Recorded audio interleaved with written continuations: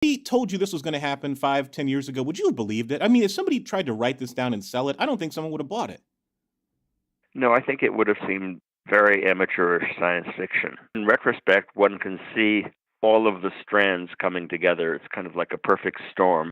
When you look at books like Kurt Andersen's Fantasyland, see that America has, for a long time, had carnival barkers and fantasists and pathological liars who have been successful as charismatic attractors of public attention. And, when you look at the circumstances in which we find ourselves now with social media, overwhelming conventional platforms with people occupying little tunnels in which they hear only what they want to hear and see what they want to see, you could say that none of this is all that shocking or surprising, but I certainly wouldn't have foreseen it. And as late as almost midnight of the day of the election, I still thought that he wasn't going to win. It just didn't seem possible.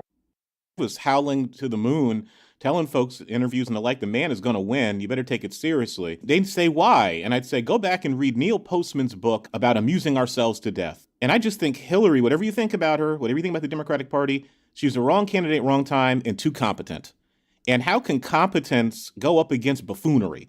But she was, on the one hand, too competent, but on the other hand, not competent enough. I mean, she made some very elementary political blunders. She didn't listen to her husband, who was really a political pro. She spent too little time in crucial states that a lot of people were telling her were going to make the difference. And she had too much confidence in herself. She felt too entitled. And in the end, when I say perfect storm, there were so many factors whose confluence made it so close that all it took was 70,000 votes in Wisconsin and Pennsylvania and Michigan to make the difference. But if she had been a candidate with a better sense of the nation's pulse and a better sense of tactics and strategy, it wouldn't have been that close.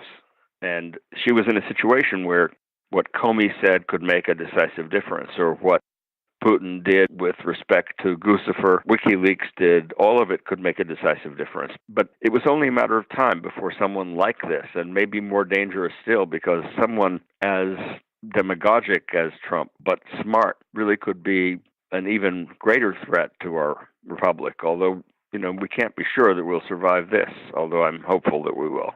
Version 2.0 is going to be much more sophisticated and much more dangerous. And all the damage that this man has done to the rule of law, Constitution, to our political culture.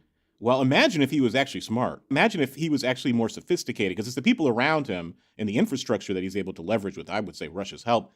But next time it'll be even worse.